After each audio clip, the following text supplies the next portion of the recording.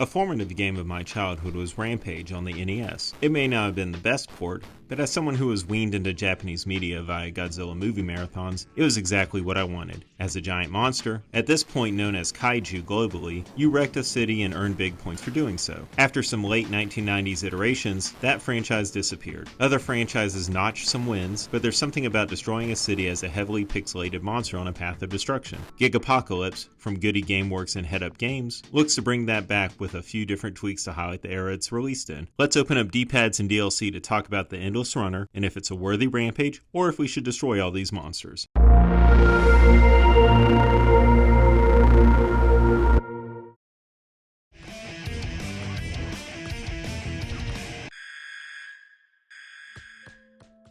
There's one very important thing to know about Gigapocalypse as you go into this time-tripping ride. You do not actively control the monster's movement. Seems odd, right? The biggest reference point I can give this game is Pac-Man 2, The New Adventures. If you remember that oddity, the player was an unseen third party that guided the lead character in their adventures. Gigapocalypse is much like that. The monster of your choice, 9 available ranging from dinosaurs to eldritch horrors, is on a constantly destructive path to the right of the screen. You can trigger attacks and aim at targets, but you're not truly controlling the beast. It's akin to an Endless Runner in which your lead character's movement is automated. Part of this is exemplified in that the game is also a rudimentary Tamagotchi, as you need to feed, love, and clean up after the beast, alongside using the items gained in each level to upgrade and unlock new attacks, and buy skins. Yes, there is a Tyrannosaurus Zord design, if you're so inclined to give the game a bit of a Mighty Morphin makeover. My main playthrough of the game was with Rogoth, the rudimentary Digimon-looking Tyrannosaurus Rex with laser blast capabilities. A quick check of the other characters showed that their playstyles may be different, but the levels and gameplay are similar, at least early on. Within a few hours, I evolved this beast from a simple laser blast and claw slash into a walking path of destruction. Every sort of upgrade can be accomplished from buying them in a skill tree, earned with points gained from repeated playthroughs. Each stage consists of 2 halves, but can also be played in an endless runner mode. The end of each level features a unique boss, complete with interesting play mechanics. You won't just be blasting away, you may need to do some basic math or match icons and quick puzzles. All of these can quickly be handled, if not on the first attempt, on a quick retry, except for the final level. Every time I would play this level, I'd be confronted with an enemy that smashes down on the player, and a rudimentary QuickTime event would arrive. You see this? You immediately would start smashing any button you could, right? In no scenario could I get past this enemy, and in every single one, when my monster died, I lost complete control of the game. I had to evacuate via the guide button to proceed. There may be an amazing final boss, but if there's an obvious way to get past this enemy, I'm not seeing it.